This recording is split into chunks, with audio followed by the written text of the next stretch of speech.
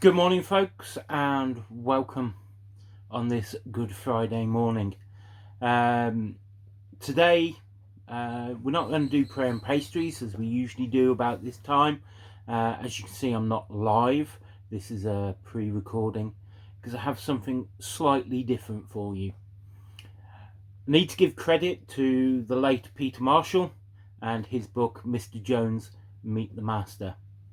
But please listen to this and think about what it is you hear. God bless.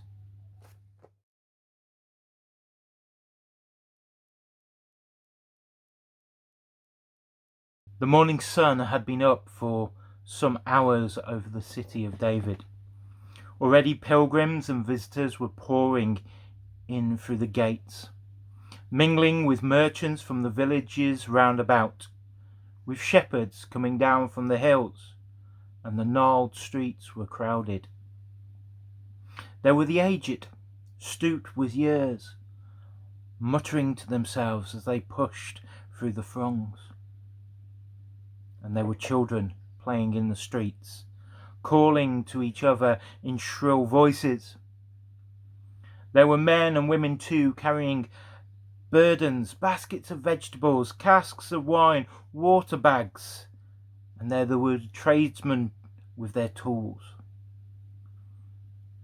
Here a donkey stood sleepily beneath his burden in the sunlight, and there, under a narrow canopy, a merchant shouted his wares in a pavement stall.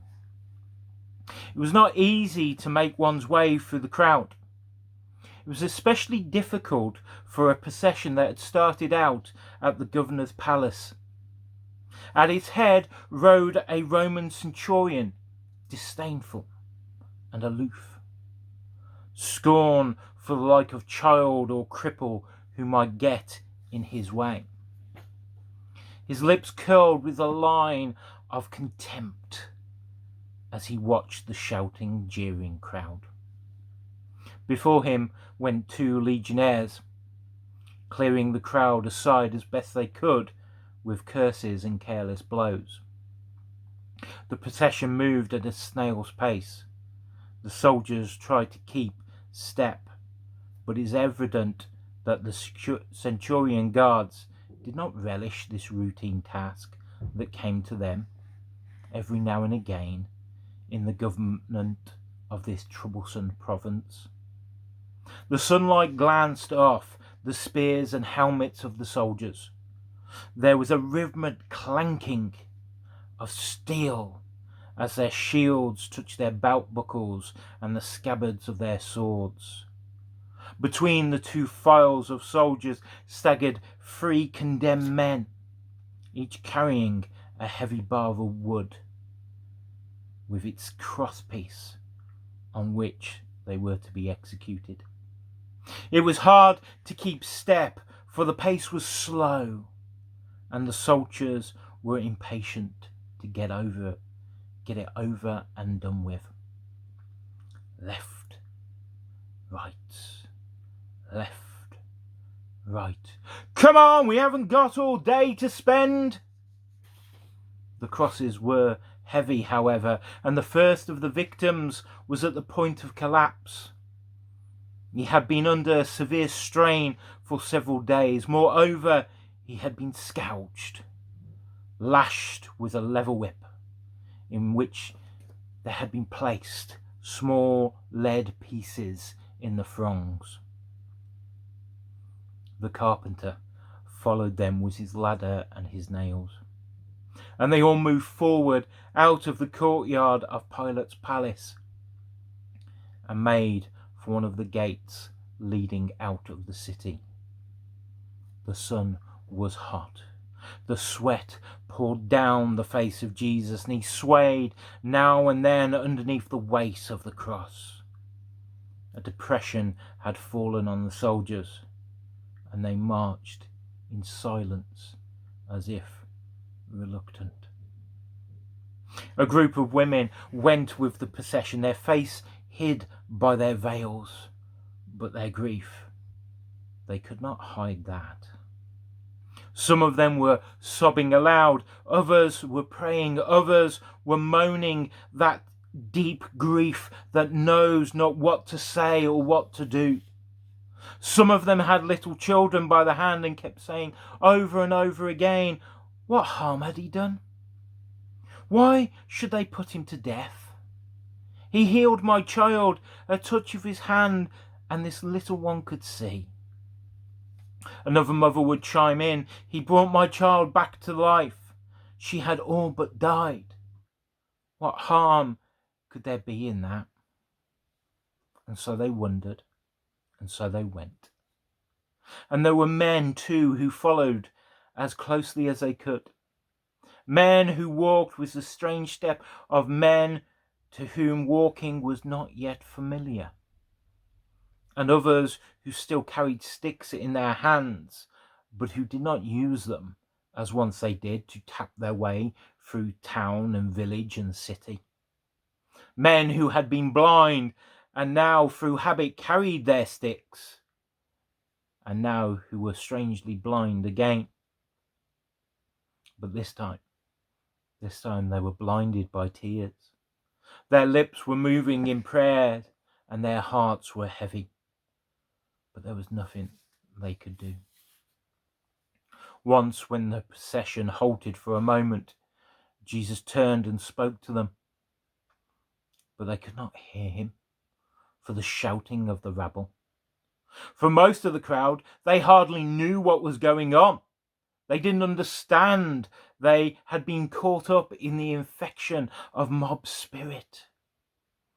They shouted to the first of the three victims, the one with the ridiculous crown on his head, twisted from a branch of a briar that had lacerated his scalp and caused blood to mingle with sweat. They shouted at him until they were roughly pushed aside by the soldiers. And then they started shouting at the soldiers.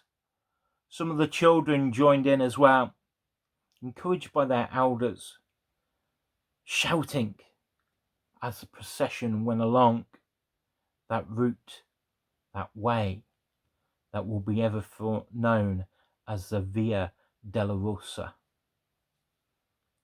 Meanwhile, outside the city gate, all unsuspecting, Simon of Cyrene came. He'd almost reached the gate.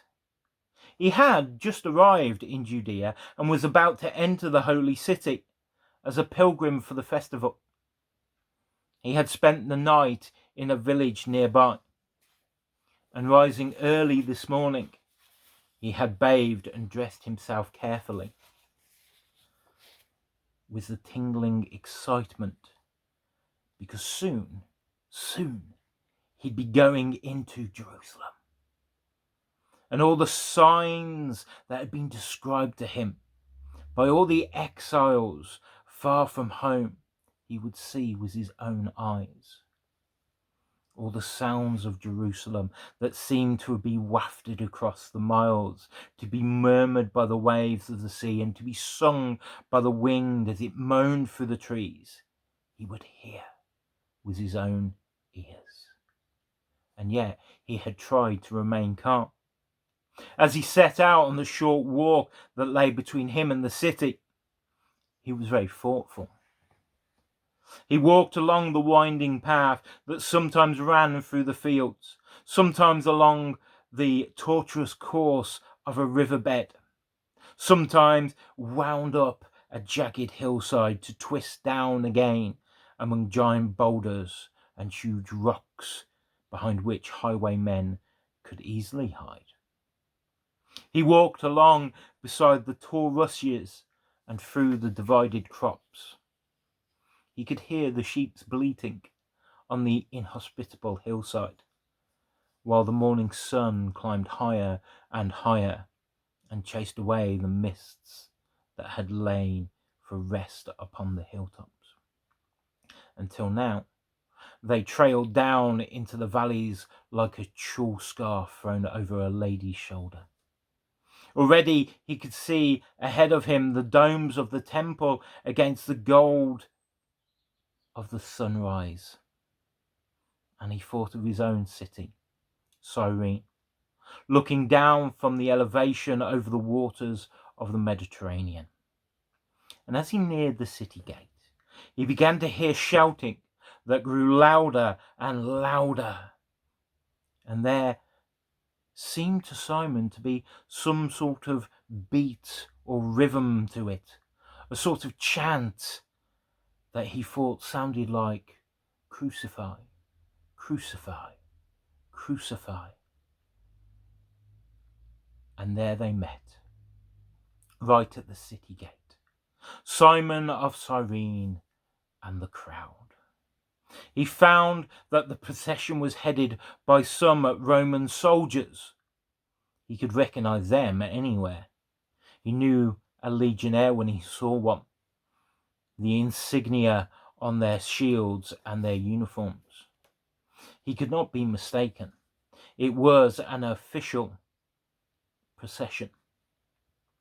But he had little time to gather impressions. And as for asking questions, that was impossible. He could not make himself heard in all this noise, in all this confusion that seemed so violent and so terrible.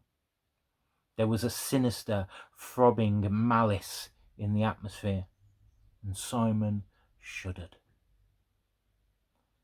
And then he was aware of two moving walls of Roman steel, by which there staggered a man carrying a cross. And then he saw 3 men. But it was one in particular that attracted his attention. He thought that this is something strange, something not quite right, something very strange about all of this.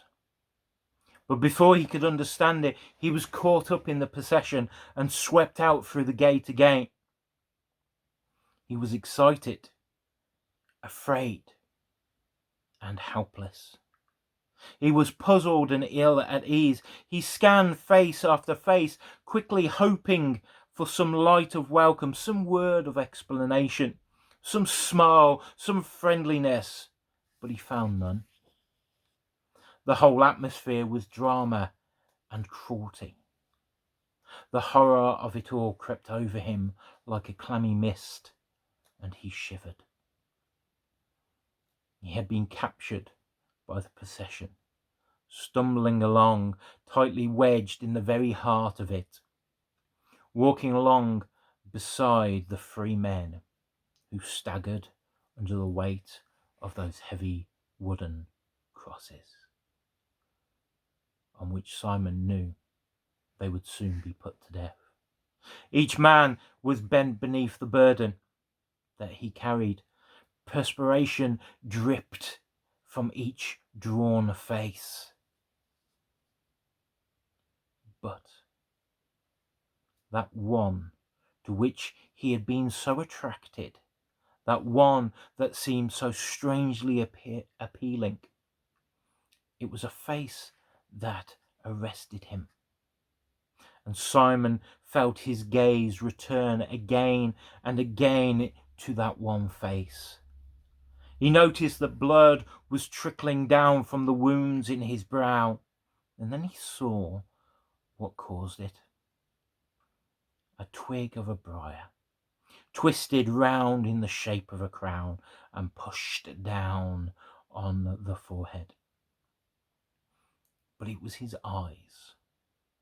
It was that terrible look in his eyes that fascinated, awed, and frightened Simon. He watched with a bleeding heart as they shuffled along.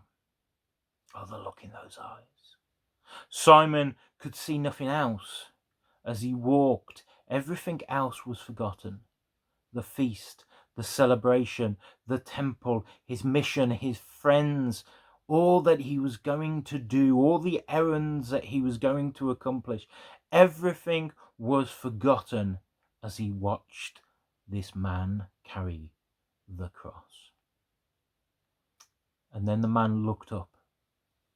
his eyes almost blinded by the blood that trickled down under that grotesque crown on his head. Why? Why didn't someone wipe his eyes? And as Simon looked at him, he looked at Simon, and their eyes met. And how did Christ know what was in Simon's heart? What was it that made him smile, that slow, sad smile that seemed to say so much to Simon and to calm his wildly beating heart? The look that passed between them, Simon could never forget as long as he lived. For no man can look at the face of Jesus and remain the same.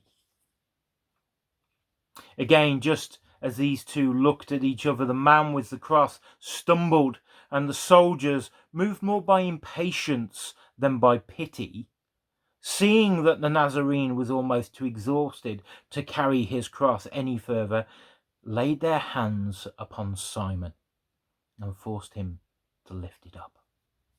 Simon's heart almost stopped beating. While just a few minutes before, he was a lowly pilgrim, quietly approaching the holy city. See him now, his shoulders stooped under the weight of a cross on which this man was the arresting face, was soon to die. In the midst of this procession of howling men and women, walking between two moving walls of Roman steel and carrying on his shoulders another cross. The look of gratitude and love that flashed from the eyes of Jesus as Simon lifted the load from his tired, bleeding shoulders did something to the man from Cyrene, and in an instant all life was changed. Simon could never explain it afterwards, because there are some things that you just can't explain. He could never tell exactly how it happened, how all at once he saw the meaning of pain. He understood the significance of suffering. The meaning of prayer was unveiled, and the message of the scriptures, the passages that he had memorized as a child, the messianic songs, the prophecies of Isaiah, whole passages of scripture now came to life. He saw what they meant for the first time. It was as though a light had been turned on in his heart and in his soul, a divine illumination that had given him meanings and significances that he had somehow missed until this point. He understood it now, and he was glad. And yet this joy was deeply touched with sorrow. And so they came to Calvary. They also called it Golgotha. And visitors to Jerusalem would be asked if they agreed that, seen in silhouette, it suggested a human skull. It was a place to be avoided. It was where two great highways converged upon the city, on the city of Jerusalem. And down in the valley below, a place of stench, a place of horror, an ugly place where refuge always burned. And the evil smelling smoke curled up and was wafted over the brow of Golgotha. That was the place of public executions. That was where the procession was headed. That is where the procession stopped. And only as the nails were driven in did the shouting stop. There was a hush, because most of them were stunned and horrified. Even the hardest of them were silenced. For it is not a pleasant thing to watch nails being driven into human flesh. Mary, his mother, stooped her ears, put her hands to her head, and turned away. They could hear the echoes across the Kidron Valley, the hammer blows. Simon, from time to time, wiped away his tears with the back of his hand. Peter stood on the fringe of the crowd until hot tears filled his eyes and his heart broke into pieces. John stood beside Mary and supported her, while the other women were weeping. But as soon as the Nazarene had mounted his last pulpit, as soon as the cross had fallen with a thud into the pit they had dug for it, the shouting broke out again. There were some there who had followed him once, who had been attracted by the charm of the wonder worker, the miracle man. There were many among them who had accepted the loaves and the fishes from his hands, and now they shouted taunts at him. They remembered what he had said, and now they hurled his sayings back in his teeth. They threw at him like barbed arrows of hate and malice, promises that he had made, predictions and eternal truths that had fallen from his lips. Now they taunted him. They stabbed and wounded him with the things that he himself had said. He saved others, himself he cannot save. You'll note that they admit here and now all the miracles that he performed. He brought back the dead to life. He had given sight to the blind. He had straightened withered limbs. He had caused cripples to leap and walk and praise God in joy. Yet he saved others.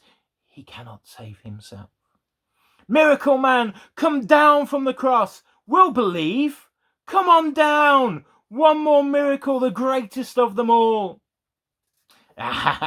You said you could build a temple in 3 days, Mr. Carpenter. Well, your nails are there in your hand, but you haven't got a hammer. You can't build a temple up there, can you? Come on down from the cross. We'll believe you. Older than Father Abraham. You're very old now, but young enough to escape if you would work another miracle. Come on down and we'll believe you. They shouted until they were hoarse. The noise was so great that only a few of them standing near the cross heard what he had to say when his lips moved in prayer. Father, forgive them, for they know not what they do. One of the thieves crucified with him cried out to Jesus, "Can't you see how we suffer? If you're the Son of God, save yourself and us with you." And he twisted his shoulders on the cross. He writhed his shoulders. And he leaned on the crosspiece. And then he begged and he taunted Christ. Because if what they said were true, to save all three in great redemption pain would be marvelous. But what that prisoner sought was not salvation from sin, but salvation from nails and pain and suffering, not salvation from punishment. Then a spasm of pain gripped him and he slipped until the weight once again fell on the nails in his hands. And he began to curse and swear until his companion turned and rebuked him. "What has this man done to you that you should curse him so? Seeing that we're all in the same condemnation, do you not fear God? They have some excuse putting us to death. We broke the laws. We sought to start a revolution. But this man, he has done nothing." Then he said to Jesus, "Lord, remember me when you come into your kingdom." And Jesus, his face drawn with pain, but his voice still kind, answered, "This very day, when the pain is over, we shall be together again. Truly I say to you, you will be with me in paradise." And then the man, comforted, set his lips to endure till the end.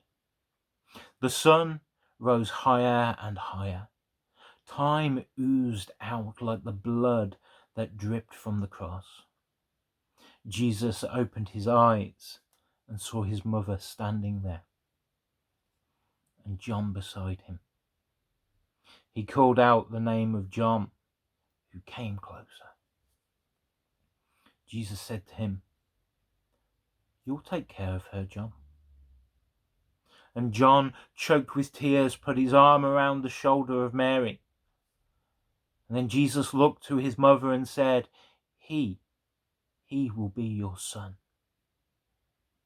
His lips were parched, and he spoke with difficulty. He moved his head against the hard wood of the cross, as a sick man moves his head on a hot pillow. A thunderstorm was brewing up from the mountains, and the clouds hid the sun. It was strangely dark, and the people looked up at the sky and they became frightened. Women took children by their hand and hurried back to the city before the storm would break. It was an uncanny darkness. It had never been this dark before. Something terrible must be about to happen. Women stood praying for Jesus and for the thieves. The centurion was silent, although every now and again he would look up at Jesus with a strange look in his eyes. The soldiers too had fell silent. Their gambling was over. They had won or they had lost. Suddenly, Jesus opened his eyes and gave a loud cry. The gladness in his voice startled all who heard it, because it sounded like a cry of victory. "It is finished! Father, into your hands I commend my spirit." And with that cry, he died.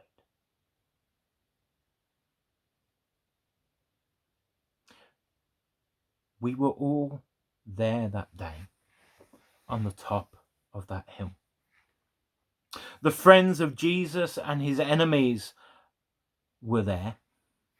All the religious people were there, as well as all the people that had never bothered with any sort of faith at all. The priests were there, the scribes, the greedy Sadducees, the hypocrites, the Pharisees. They were all there. Some with folded arms, approving of what was happening. The people who always talk about the church and always talk about the Lord. The pious people on whose lips were always glib quotations from scriptures. They were there. The unbelievers were standing right beside them. The harlots and their customers were there. Simon of Cyrene was there, and the soldiers. Peter was there, John, Andrew, James, Thomas, Philip, Matthew, and Bartholomew. They were all there. Were you there when they crucified my Lord? Because when we consider who was there, and when we are honest with ourselves, we know that we were there also. And we helped put Christ on the cross. Because every attitude present on that hilltop is still present with us today. Every emotion that tugs at the human heart was there then and is still here now. Every face, every type of face that could be found then is still here now. Every voice that shouted is still shouting today. Every human being was represented at Calvary. Every sin was in a nail, or in the point of a spear, or in the thorn that pierced the scalp. And the pardon for every single one of them was in the blood that was shed. Over 2 centuries have passed since those events. But in the range of those centuries, with all our callous tears, we have yet to wash away the blood from that rotten wood of the cross. Nor have winds covered his footprints in the sands of Judea. Calvary still stands today, and you and I erect the cross again and again every time we sin, every time we do something that is against his will. The hammer blows still echo somewhere in the caverns of your hearts and mine every time we deny him, every time we sin against him, every time we fail to do his commandment. He is being crucified again and again. I ask you again, were you there when they crucified my Lord? I was there. Were you? Lord Jesus, have mercy upon us. Grant us thy forgiveness. May our hearts bow before you, and by your grace make us clean. Amen.